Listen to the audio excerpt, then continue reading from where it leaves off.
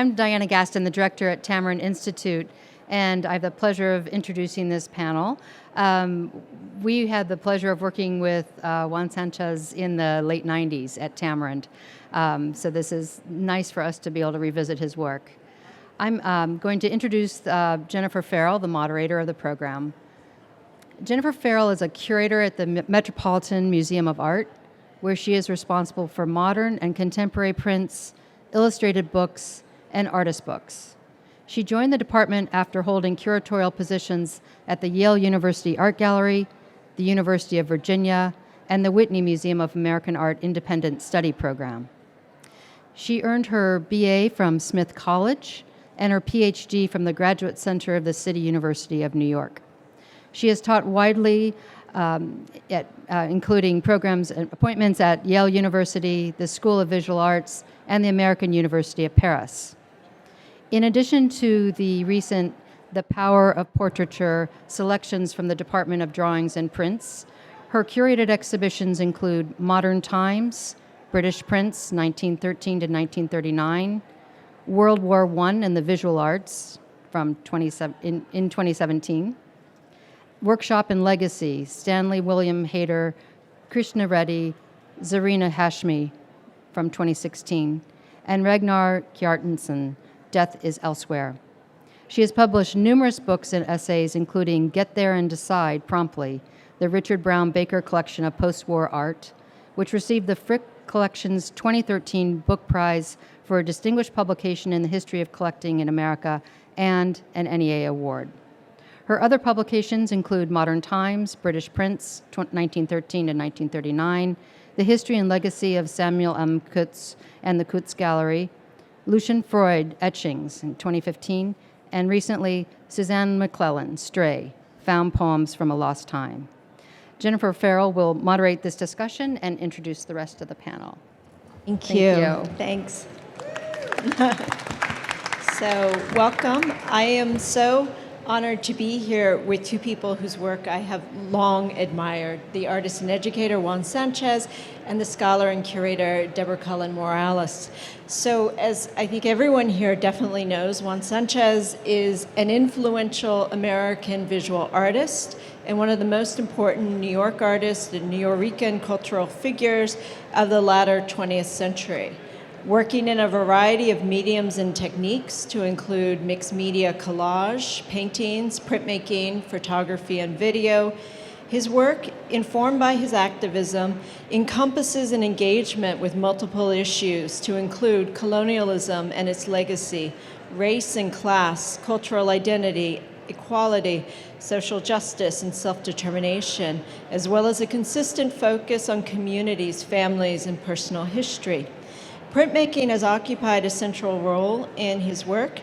He has worked with a variety of techniques and with multiple printers and print shops, to include Robert Blackburn, Cooper Union, Wildwood Press, and Tamarind. Juan earned his BFA from the Cooper Union School of Art and an MFA from the Mason Gross School of Art at Rutgers University. He is a professor of art at Hunter College in New York. He has received numerous awards, including fellowships from the John Simon Guggenheim Foundation, the Joan Mitchell Foundation, the New York Foundation for the Arts, the Pollock Krasner Foundation, and the NEA, as well as being inducted into the Cooper Union Hall of Fame.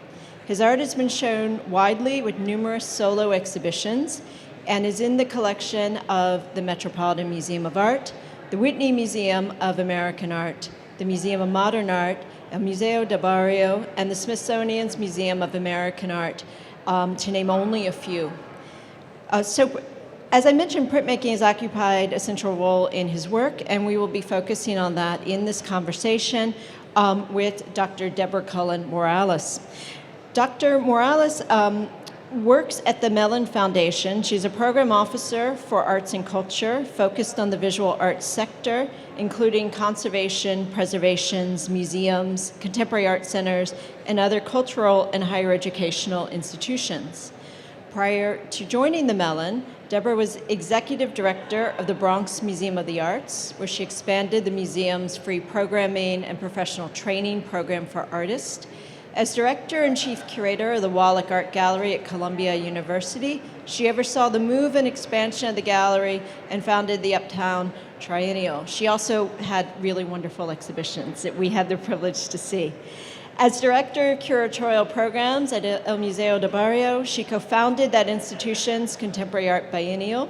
She was a curator of the print collection at the Robert Blackburn. She focuses on Latinx, Caribbean, and African American modern and contemporary art, and has curated or stewarded numerous exhibitions in the US and internationally.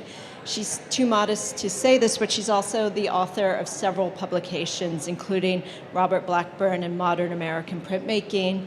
And she has also published, in addition to Blackburn, on Marisol, Rafael Ferrer, a Caribbean art, and Felix Gonzalez Torres. She holds a PhD in art history from CUNY Graduate Center, of which we're very, very proud. She is a longtime member of the board of the Institute of Cultural Inquiry in Los Angeles. So I'm thrilled to be in conversation with these two very, very distinguished people. So I just want to give a quick overview because we're very lucky to have several of Juan's works in the collection. And right now they are actually on view through December 5th. And this is an installation shot. Juan Sánchez has said political art is a medium used as a weapon to hopefully recapture or regain the positive energy of celebration, to regain the goodness of humanity, end quote. In Nuyorican, Images and Words Reconstructed, he utilizes a variety of printmaking techniques and materials, as well as collage and handwritten messages. This multi-layered complexity of the prints mirrors that of his experience as a child of Puerto Rican immigrants born and raised in Brooklyn. Both his titles and imagery address the island's ongoing legacy of colonialism and its impact on New York's diasporic community. To create the works, he combines an array of elements from photographs, drawings, and handwritten poems to images of religious icons, the Puerto Rican flag, and petroglyphs, with vibrantly colored lithographs. Resembling scrapbook pages, the prints also contain autobiographical features, including personal photographs of his family and community, as well as written passages. The portfolio titles likewise composed of layered references, meaning Nuyorican meaning come look, come see, and the language of the Taino, indigenous people who lived in the Caribbean before being decimated by Spanish colonialism. While Reconstructed evokes the work of salsa musician Ray Barretto's concept of reconstruction.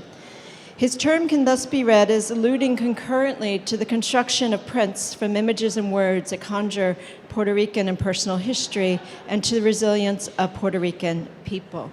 So I want to show you just a few of the works in greater detail. And you can see in this work, which is actually dedicated to Ana Mendieta, here he evokes the legacy of the Taino and their culture. And though many died due to Spanish colonialism, several of the carvings remain, offering insight into the mythology and practices of their culture. Here he juxtaposes these Taino icons with images of a Puerto Rican flag, of upside-down palm trees and the flag draped across the Statue of Liberty. And the Puerto Rican palm tree, or the palm trees are a reference to Puerto Rico. The text, as well as the title, refers to the enduring power of Taino culture through their petroglyphs or rock carvings as that which is written in stone. And he dedicated this print to the influential Cuban-American artist Ana Mendieta. Also in the portfolio is this work in which he is showing President John F. Kennedy with Luis Marin, the first elected governor of Puerto Rico, which he established as a commonwealth rather than an independent country. The photo is repeated multiple times and placed upside down in a grid formation. In the center, Sanchez juxtaposes two photographs, one of the Puerto Rican boy band Menudo, the other of Pedro Campos, the president of the Nationalist Party of Puerto Rico, who was imprisoned.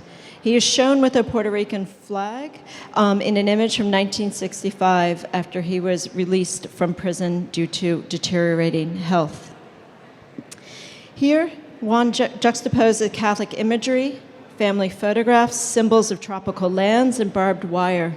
A holy card is placed above a black and white photograph of a young girl in a lace dress, against which falls a silver cross.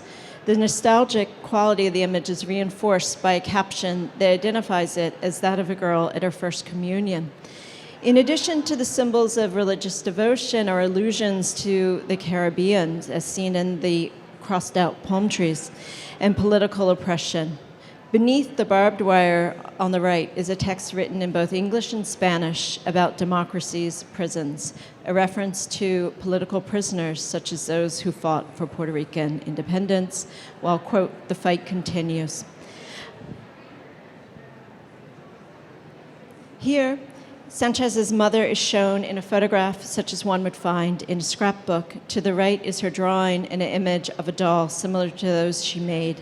Below is a tribute to his mother describing the difficulties she encountered in Brooklyn after immigrating from Puerto Rico due to economic, racial, and cultural oppression.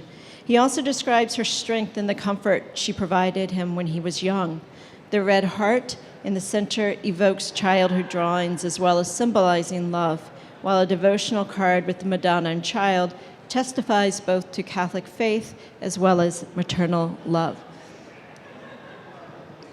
Here we have a photograph that Juan took of his neighborhood children at play, their innocence amplified by the flowers they hold. Surrounding the scene are torn and collaged images of the Puerto Rican flag derived from a photograph he took of a mural, also from the neighborhood.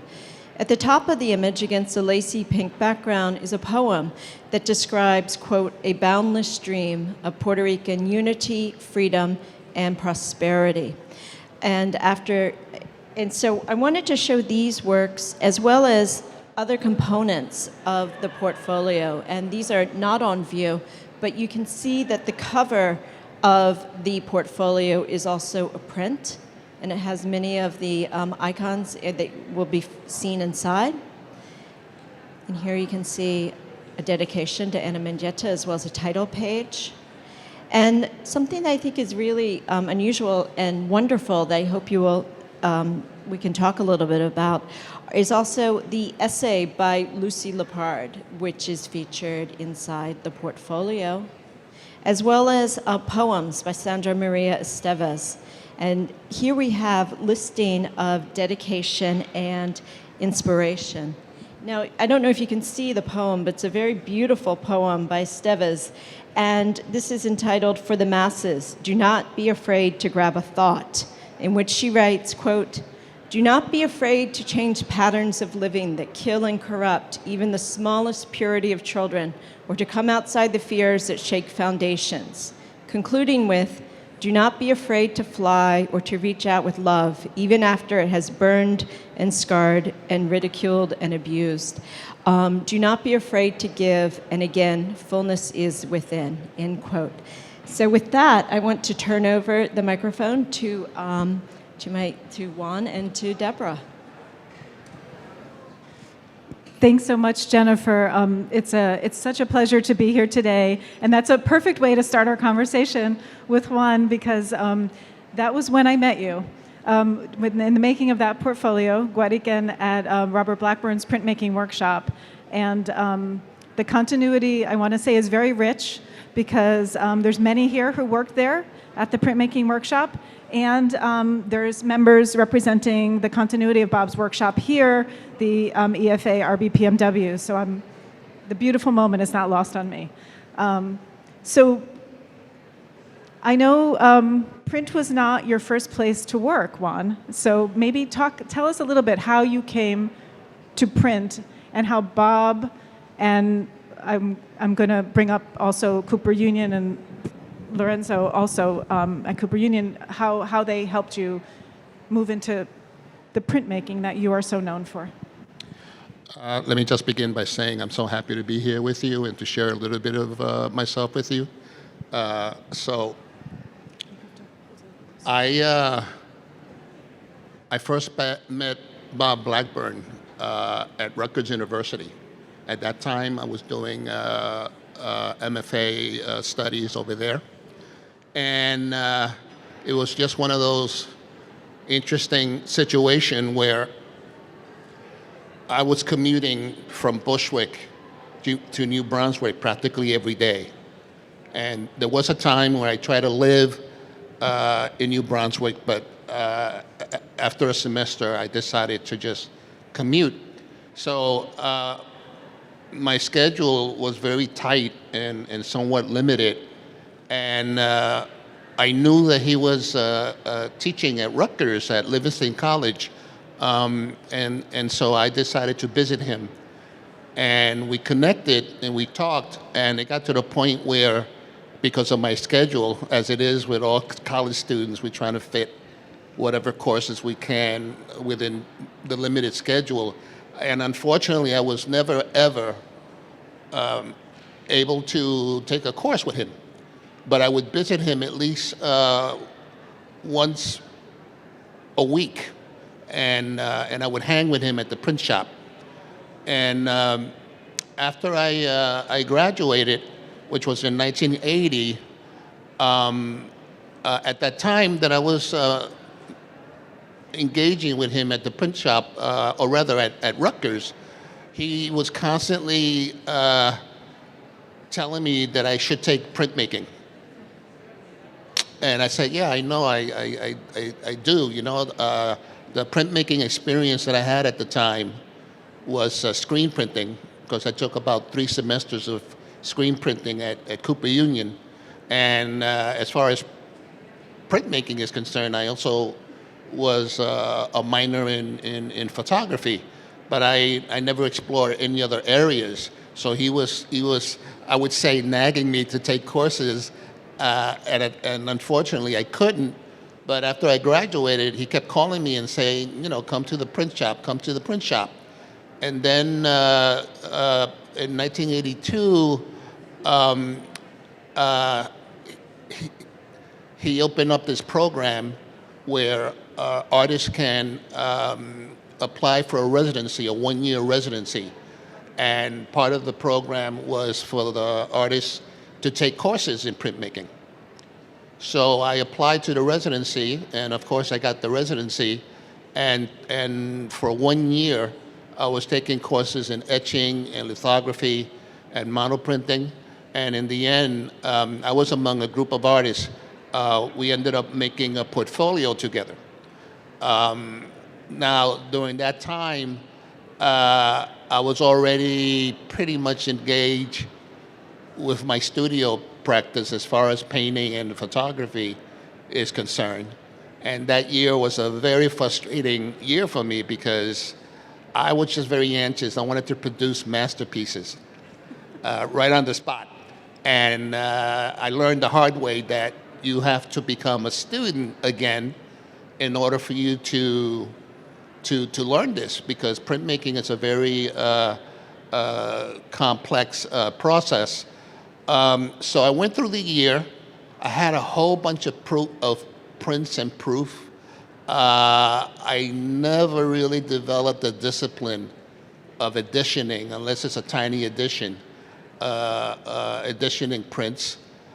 So I was very frustrated, and yet I was very interested. I was very engaged. I wanted to do printmaking. And so I applied for a grant through the New York State Council of the Arts. And the proposal was to produce a suite of prints. And part of the proposal is to produce them at Bob's print shop. So I got the grant, and that's when things started moving. And I worked with the printers there, including Bob, and that was my breakthrough. This portfolio was a breakthrough because I ended up producing a series of prints that didn't look like anything that I was doing at the time. It didn't look like student work. And most important, it had a real close proximity to what I was already doing in painting. And I realized that I was approaching printmaking in a very wrong direction. Why not approach printmaking in the same way that I would approach my mixed media paintings? So the prints ended up being collage, chine-collé layered prints, where I would print on several sheets of paper, cut, tear, collage, print again, collage, and print again, you know, and and I started experimenting with combining lithography with photography, silver gelatin prints, with etching, and with screen printing. So we ended up producing 3 prints of the 5. The other 2 prints, and the first 3 prints were, for the most part, lithography. It's just that there are like several layers that has been assembled and printed in between. But this particular print is a combination of screen printing and lithography. And I would start with screen printing and then do lithography on top, and then go back on top of that with screen printing. And I started incorporating silver gelatin photographic prints and religious cards and the whole works. And all of a sudden, what was going on in my painting was beginning to happen in these prints. So in the end, this is the portfolio that was a breakthrough for me, and that's what introduced me to the prints that has followed. So let's just back up momentarily. Sorry, we have a lot of slides, so I'm gonna click through fast.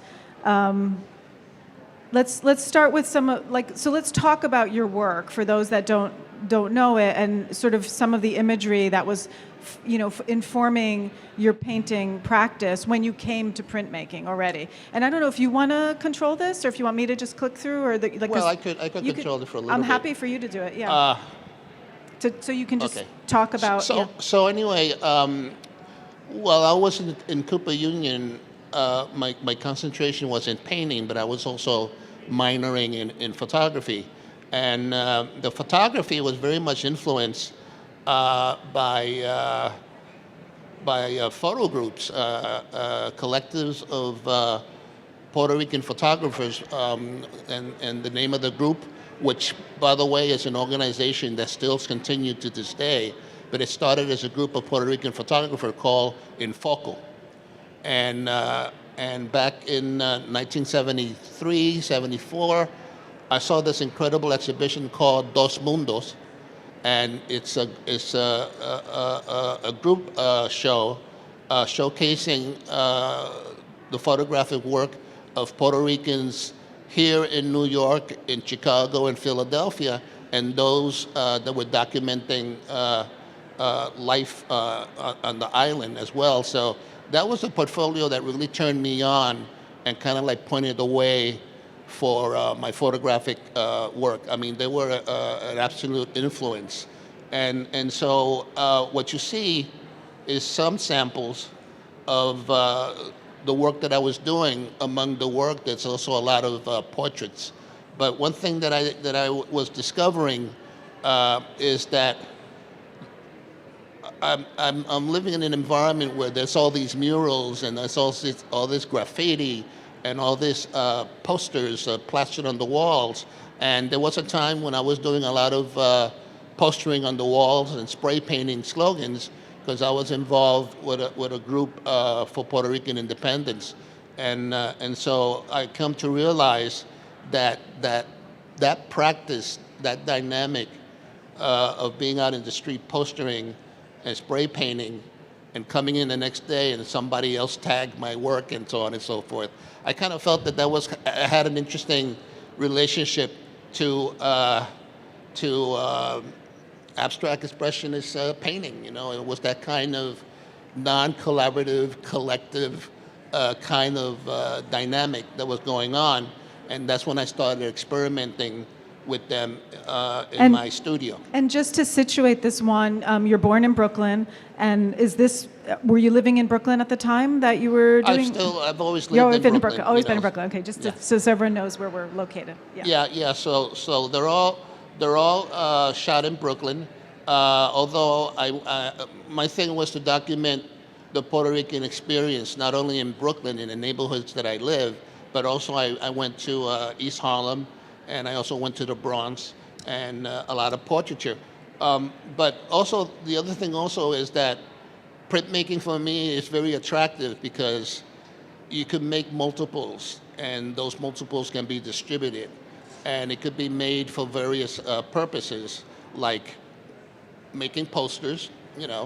In my case, I've also done offset lithographic posters to poster it out in the street, dealing with the Puerto Rican paradigm. And I've also collaborated with a group called Bullet Space, which back in the 80s. And this is what we're looking at. They were doing posters to deal with the homeless situation and the warehousing of buildings and so on and so forth. 80 artists participated in this project, Your House is Mine.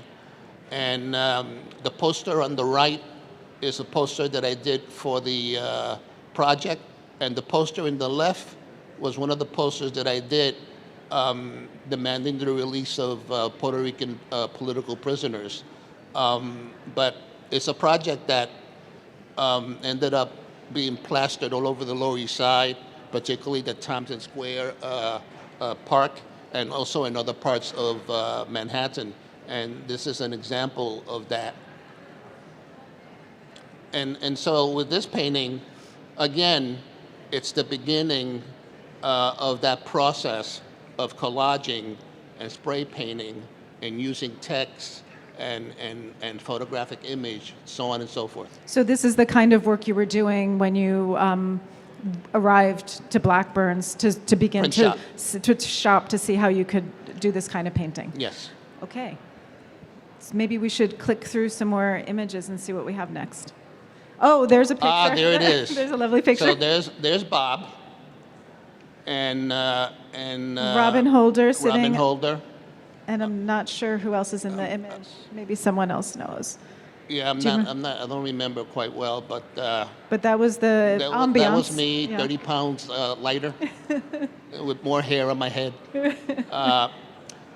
My experience at the print shop was really an amazing experience because, regardless of the struggle of learning how to make prints and so on and so forth, it was walking into a space where you had artists coming from all over. I met quite a number of artists coming from different parts of Latin America, from Africa, from Japan, from India, and from other parts of the United States. There was always a traffic of artists coming in and out, producing print. And the print shop always worked on the red because it was one of those things where he would invite artists to come and to print. And sometimes the overhead costs went a little over beyond what the budget permitted. But the atmosphere and the warmness and that whole community, international sense of community, was something that impacted me a lot. And the fellowship that you referred to that you came in on was the Third World Artist Fellowship, The Third World called Artist at that point. Fellowship, yes. And I don't know if I don't recall who any of were in your year, but I remember one of the printers on your portfolio that we looked at already was Chung Yao Chen, who was Yes. from Taiwan, right? Yeah. And Peter Gross assisted, and then you did some of the prints at Cooper Union. At Cooper Union, and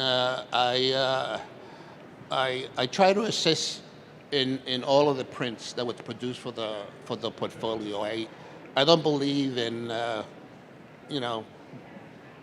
setting up the plates. They do the proof and they do the edition. I make a big effort to be a part of the editing, the editioning. So the printer that I work with at Cooper Union was a friend, a classmate by the name of Lorenzo Clayton. And he's been teaching there since he graduated from Cooper. He's been teaching there for many years. And so I got together with him, and we made the last two prints. The thing about this project also is that when I do work with a print shop, and I work with quite a number, they do have a budget, and we can only do but so many colors, and this is the edition. And we have to follow through with that very religiously. But at Bob, the craziness is that if we're going to do 12 plates, let's do 12 plates, And with Lorenzo, he was also crazy. It's like let's do whatever in print, in screen printing, and in lithography, and in collage. So these are prints that are so layered, but at the same time extremely labor intense. I mean, a lot of work goes into those prints to the point where we were aiming for a larger edition, but we ended up doing an edition of 25. And I want to read a beautiful quote I found about this that was published in a exhibition that Alejandro Andreas curated, and we were privileged to show at Museo del Barrio. And it was from a conversation that you had with Julia Hertzberg, the art historian Julia Hertzberg, and you said, "Finally, I was able to create prints that had the formal strength of my paintings. Working with people like Lorenzo Clayton and Bob Blackburn opened up a whole new world where the rules and regulations of printmaking that I had learned earlier were broken and reinvented in creating those pieces." So that's a really beautiful quote. So maybe let's move on. I put the prints too because they're super important in your trajectory. This was the second print that I did with Lorenzo. It was printed in 1988, so that was more or less a year after we completed the Nuyorican portfolio. And again, it's a combination of screen printing, lithography. I also, for the first time, incorporated color laser prints on Reed's paper. And this is like 3-4 layers. We're talking about 1, 2, 3 layers of paper, one on top of each other, with a little bit of printmaking in between. So printmaking for me, and I think that was the problem that I was having. Everything had to be planned out step by step. And I woke up late one evening worrying about printmaking. And then I realized that why not approach print the way I approach my paintings? I may have an idea in mind. I may start with a photograph. I may start with a text. But it's totally improvised. I like the idea that when I start on a body of work, that the work as it progresses becomes something that becomes more relevant to me and exposes me to things that perhaps was in my subconscious, and there it is in front of me. I like the fact that improvising along the way brings out from the subconscious certain elements that I have to face. And so at the end, I have a painting or a print that really presents something of me or reflects something of me that at that moment becomes a realization. So this print, I use text from the Puerto Rican Young Lords Party. And it talks about culture, and it talks about the celebration of culture, but it also speaks to that's not enough. There has to be a degree of activism. There has to be a revolutionary agenda to that, because there's no costume, there's no dish, that you eat or whatever that's going to liberate you, and I was very much influenced by the Puerto Rican Young Lords Party. And one day I was riding the subway and I saw this young guy with his little brother in the subway with this tattoo on his arm. And so as a photographer, I approached him if I could take pictures, and he happened to be a Marine that was on leave. And that speaks to his Puerto Rican pride. So I brought all of that into the mix, and the Nuyorican portfolio opened up a lot of layers and references, because that particular print that I dedicated to Juana Mendieta, the text actually comes from a poem by this activist poet by the name of Juan Antonio Corregel. and he published this book called Yelba Bruja, and it speaks to the battles and the struggle of the Taino Indians against, the Spanish conquest. And the symbolism and the metaphors that his poetry carried was so powerful for me that I also decided to use that as part of that print. So poetry, be them from Puerto Rico or from other parts of Latin America, or even, poetry coming out of the African American experience, the Native American experience, and the Nuyorican poetry. I do take bits and pieces from that, and I incorporate it into the work because I feel that the photographic image has a whole nother level of communication.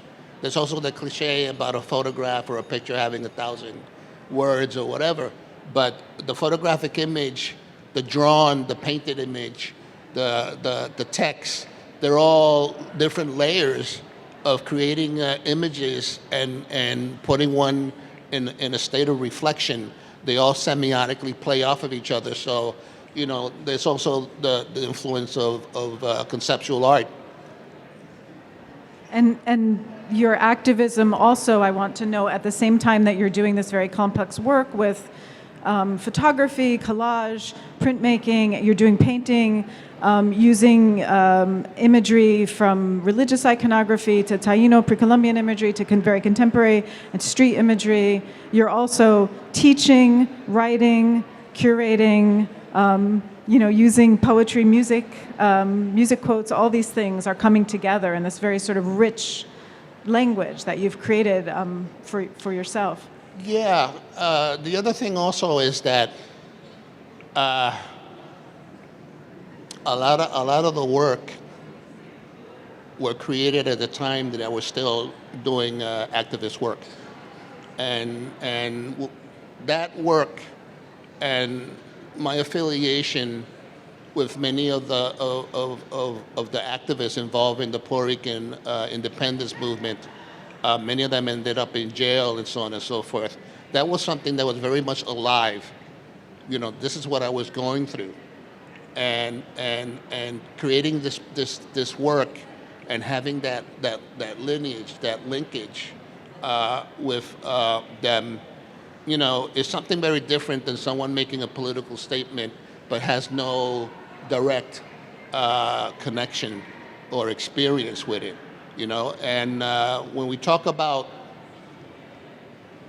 living in exile, I met poets from Puerto Rico, like Clemente Sotovele, who literally, he was one of the right hand, of Pedro Aviso Campos, which is here in this image. He decided to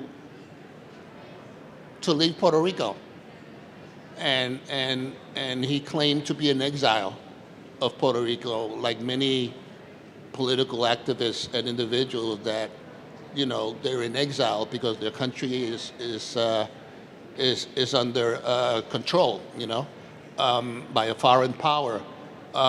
So I had some very interesting conversation with a Clemente Sotoveles from Puerto Rico, with a Juan Antonio Corregel, and one thing that I realized is that everybody that migrated from Puerto Rico as a result of Operation Bootstrap in the 40s and the 50s,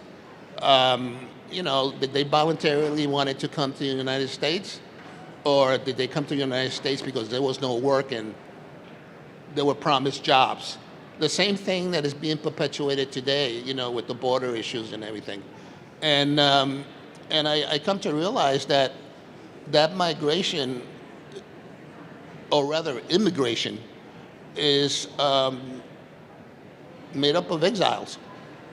They came, they came to work to make a living with the intention of coming back, and many of them have never come back. And I could speak the same for my mother and father, and then those of us that were born in the United States from parents who had the aspiration to go back. Some of us lost touch with the island and lost touch with the language, and then we had to kind of like work our way back into getting back into our roots and into our culture and into our history. And I come to realize, and I said to Rahel, do you see me as an exile? I said, yeah, you are an exile because you were born from exiles, and you still haven't been able to assimilate or get into being an American in the United States. Your heart is still in the island, So I think the question of being born in a country where you still feel you're a foreigner and an exile, from the country where your parents come from. I think that's very real across the board, across various ethnic groups. But And I just want to note, you're talking about the pain of the colonial status of Puerto Rico and its lack of independence because it's the U.S. policy, and this sort of connects to the title for the talk that you've given, which was a title that you used earlier because we're also in the moment. In the time of these prints that we're looking at of the AIDS pandemic, right? So you made that sort of correlation. Do you want to address the title a little bit? Well, it was kind of interesting because, of course, that was an incredible period that literally blew us away, and we lost a lot of friends, and we lost family, and it's something that I still feel that we are recovering from. But one summer, I was in Puerto Rico, and we were stuck in a traffic jam, and then the car in front of us had this sticker that said, colonialism is the real AIDS, and of course, it's something that someone produced talking about Puerto Rico, which was invaded and militarily occupied to this day. So when I read that sticker on the bumper, I said, oh my God, it makes a lot of sense in terms of how the AIDS virus attacks the body and slowly, kills off the immune system to the point where, you kind of like die off, and I saw it as a metaphor, as a signifier to the condition.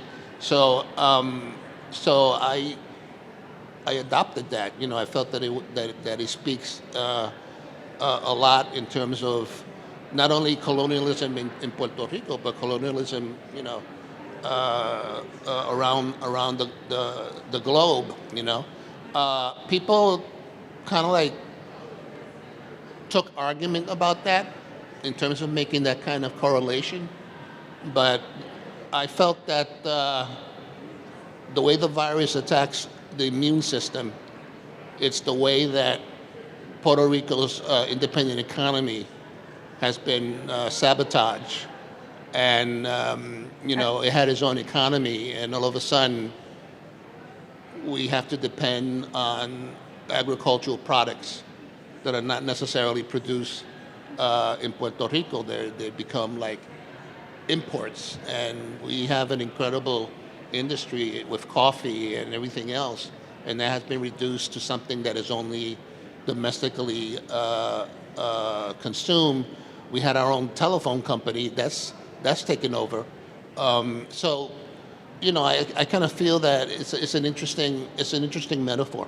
And also, I'll note the educational system, right? I mean, the sort of the gutting of the educational system and dependency, which reinforces a dependency on the U.S. But anyway, well, let's go back to your we'll go back to your prints, perhaps.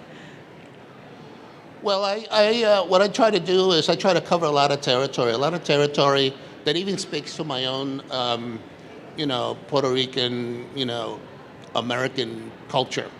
I mean, the fact of the matter is that I lived all my life, and I'm part of what is called the TB generation, and I kind of feel that my identity is divided into many different places, and my identification with the civil rights and the human rights movement in the United States and internationally, I began to make connections and find our various points of affinity.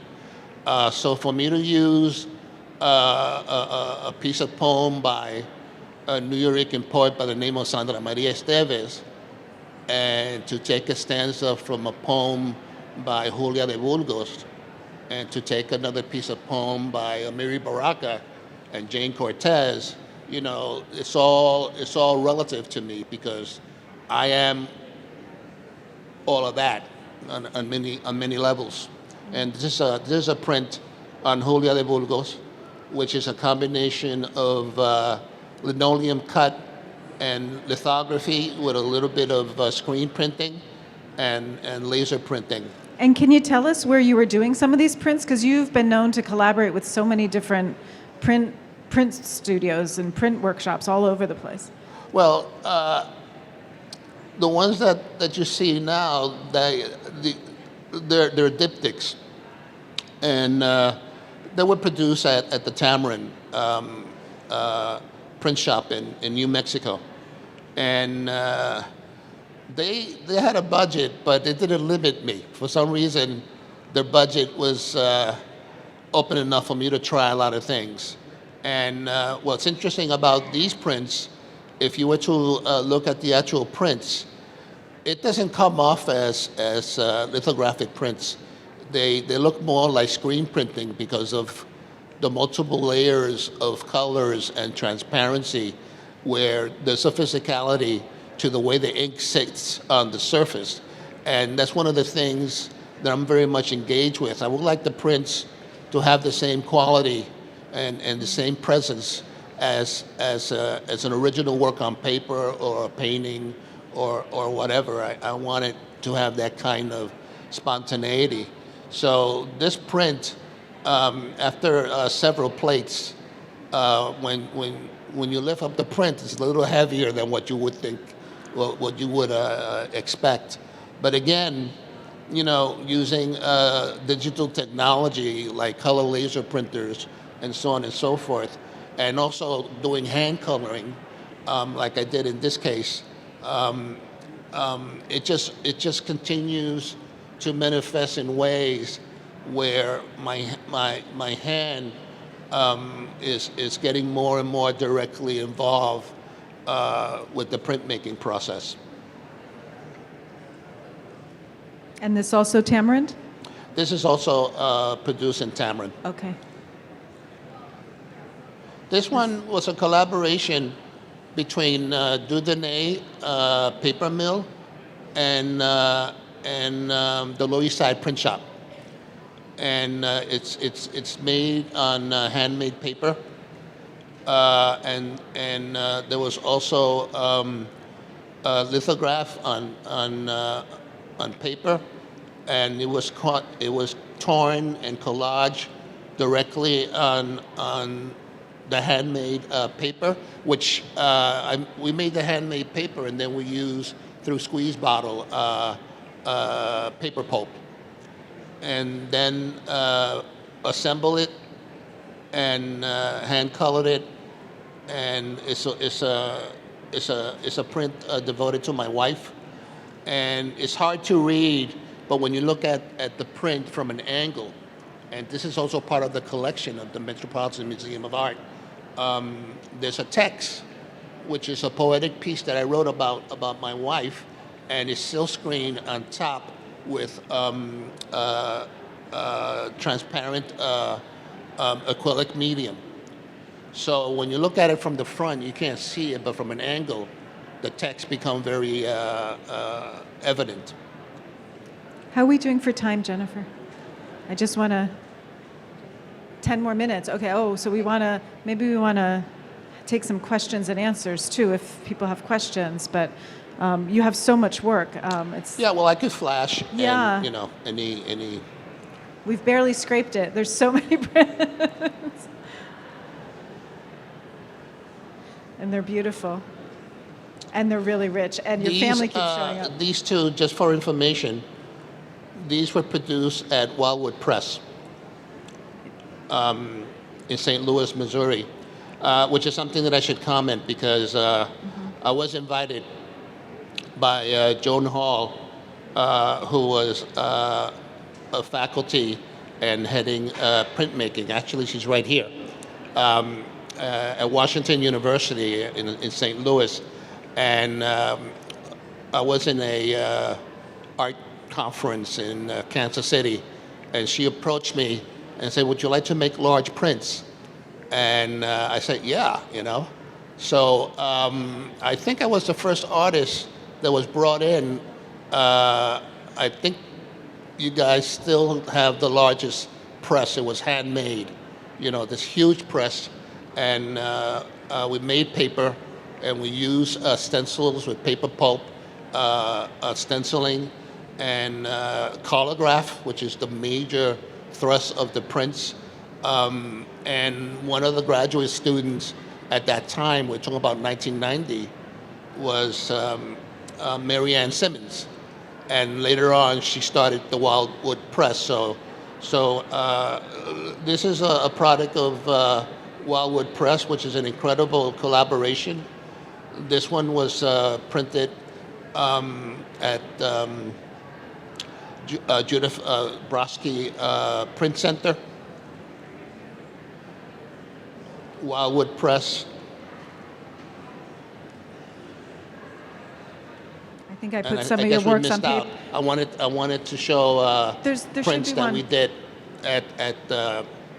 at Washington University. The but- most recent one? I think it's at the end. Oh yeah. Yeah, I think so. Where there's works of, yeah. Let's go to the end. These are the work images. That's Right? Wildwood Press. This was the last print, the most recent print in late 1980, 22.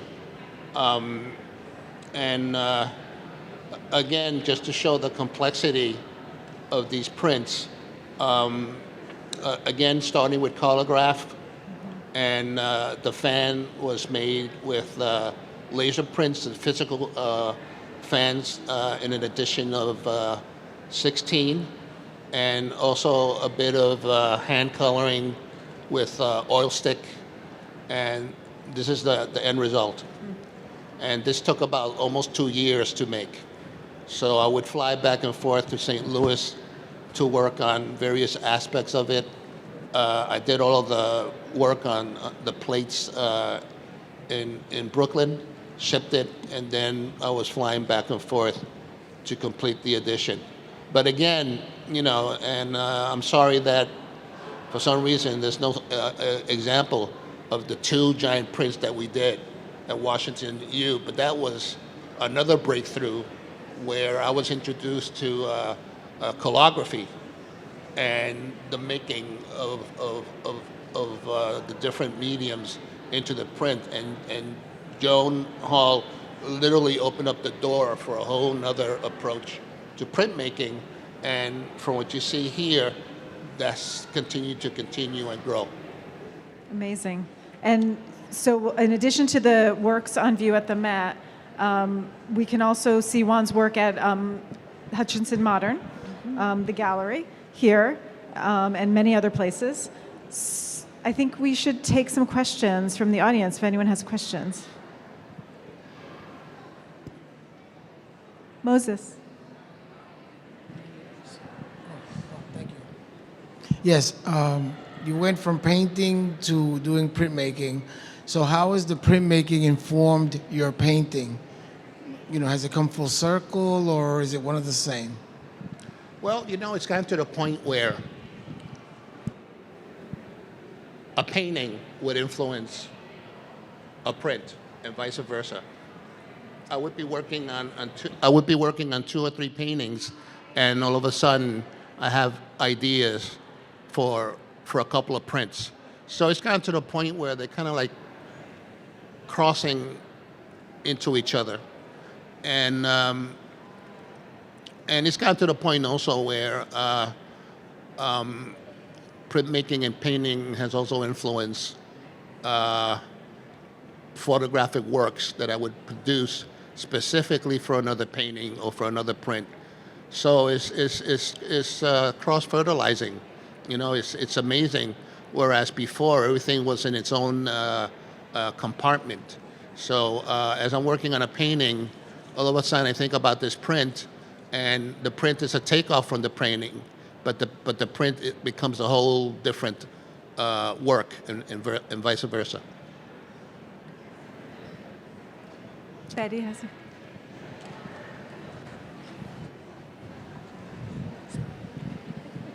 Thank you. Hi, Juan. Hi. Thank you so much.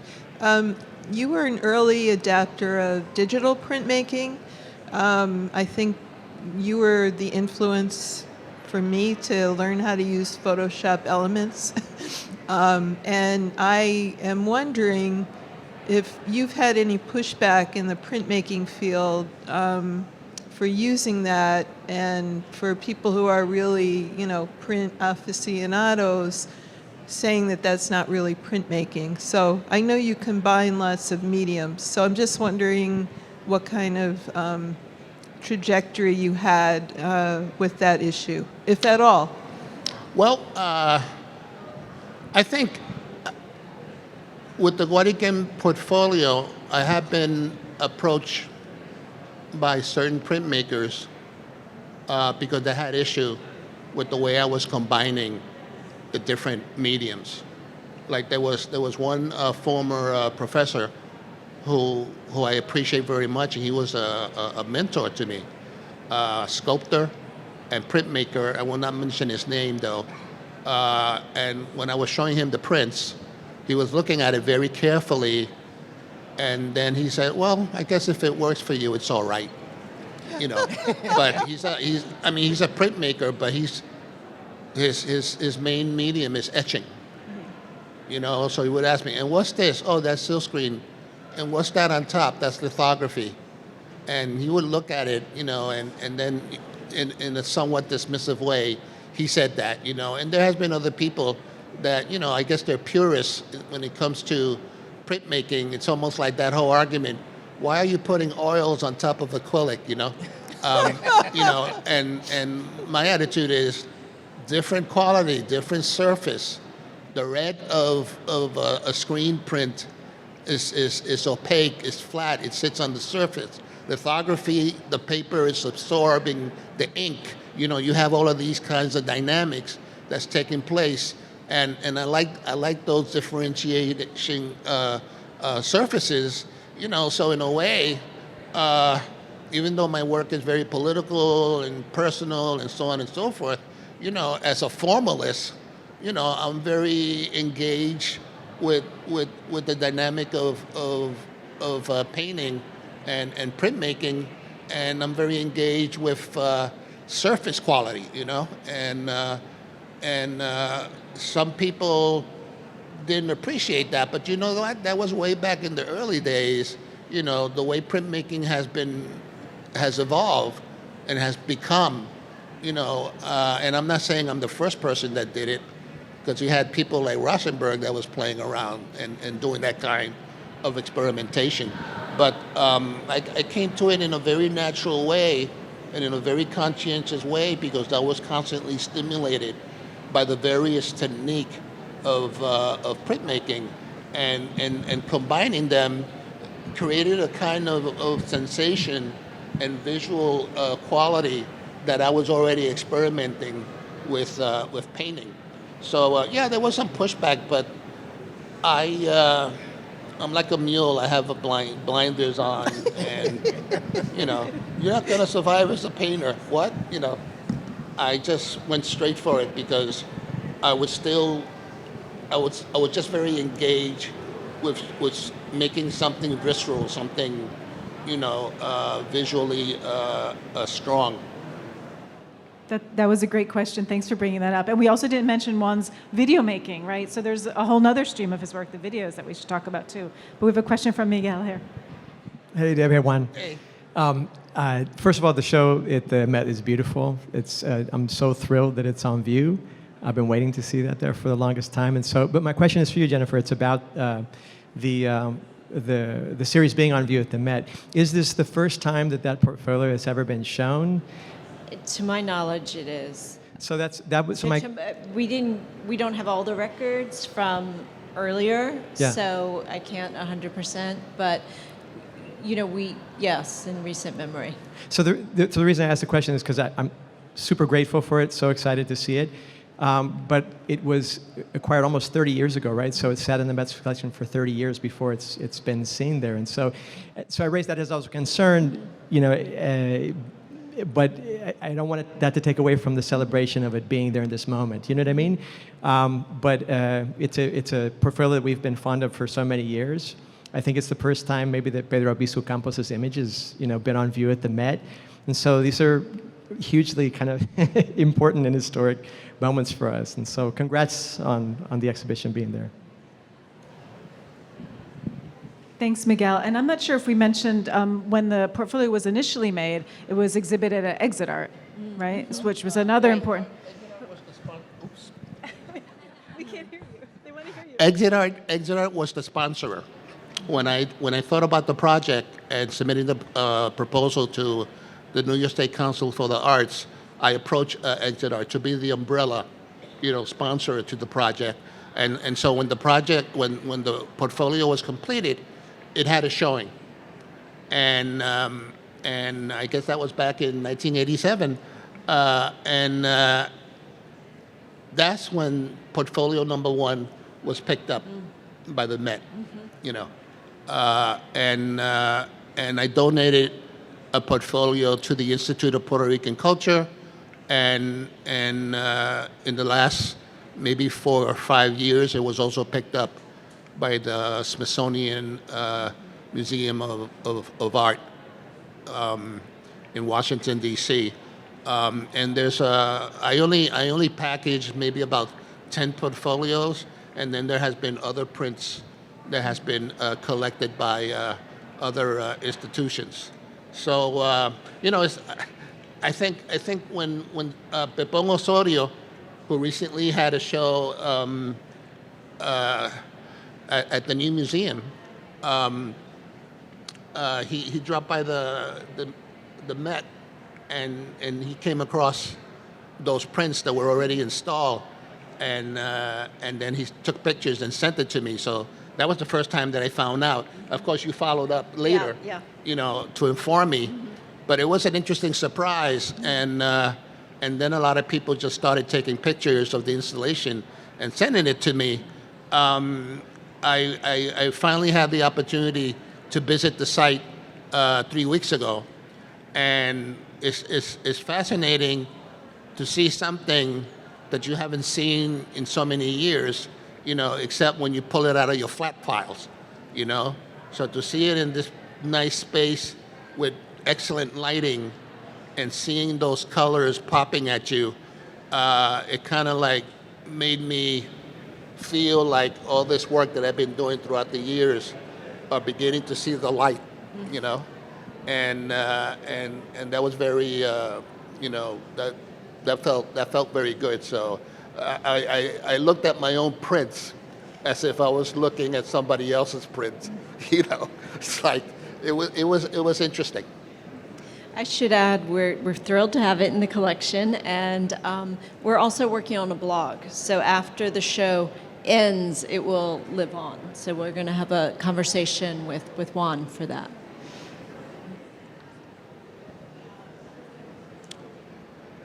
Great. Any more questions? Is there one final question? Julio Valdez.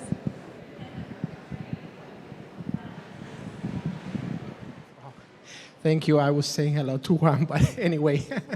One of the things that I always admire about your work and your attitude, you've been quite an inspiration to me and welcoming being here in New York and Blackburn and all that, but is that you're always willing to experiment and to don't be a purist.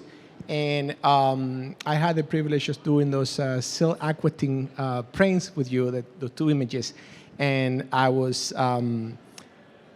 wondering if you feel that working with processes that are in the borderline between painting and printmaking is something that you feel that add something to making you a more contemporary printmaker, or you feel that that you rather try to integrate a little bit more of the more traditional,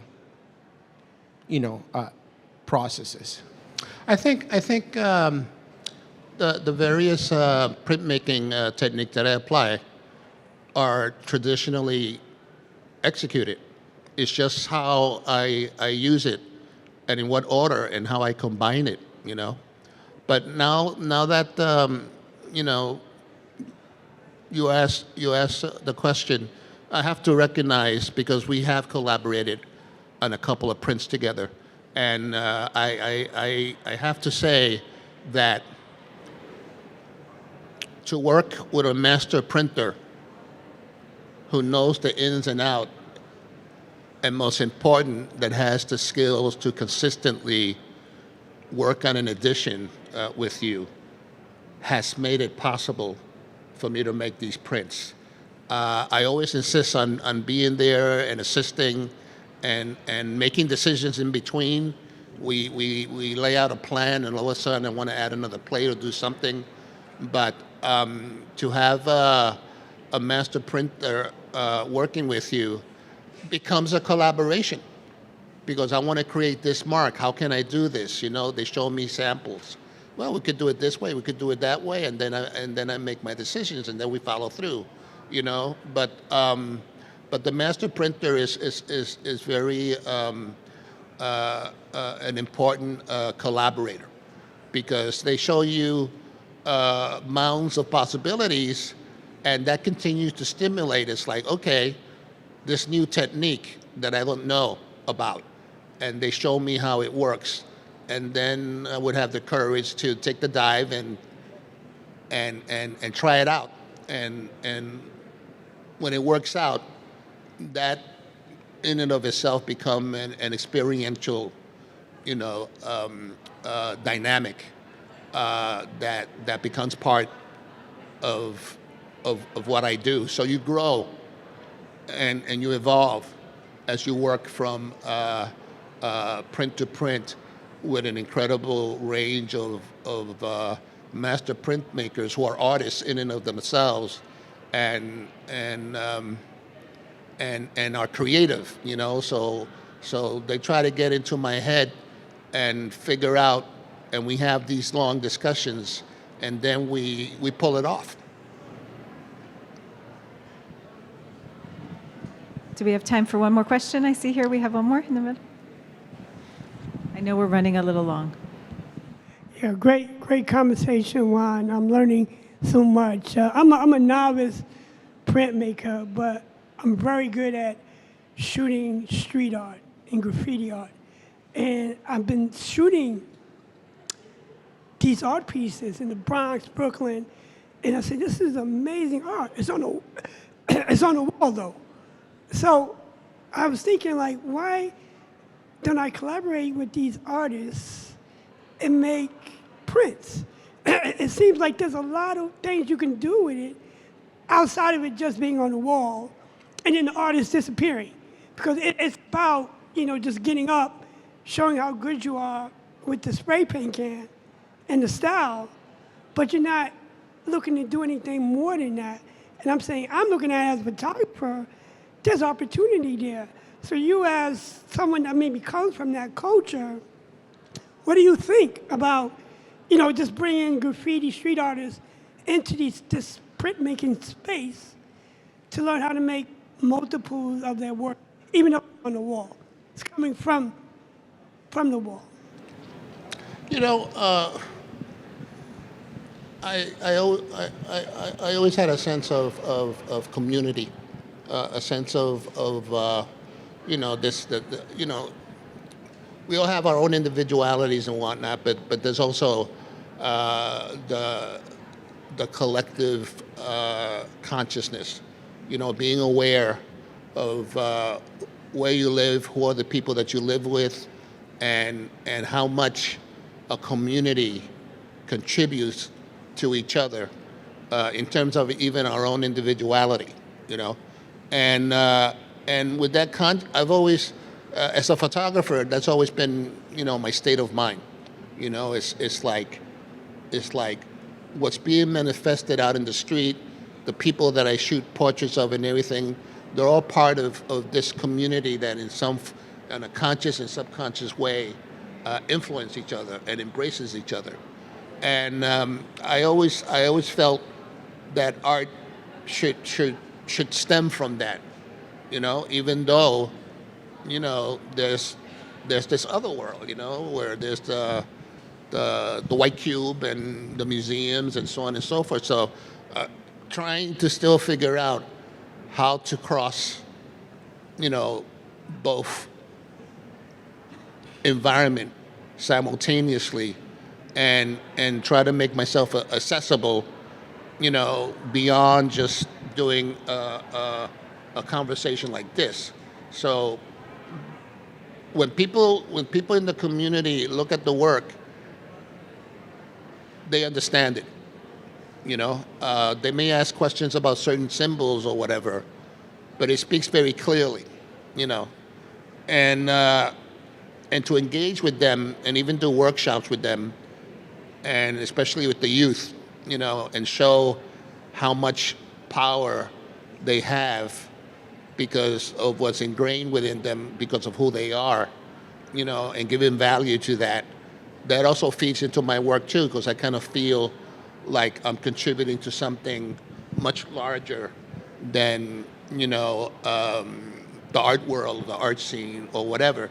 So from the very beginning, I always felt like one foot was here and the other foot was there, and there's no way that I'm going to cross altogether one side or the other. There has to be that bridge.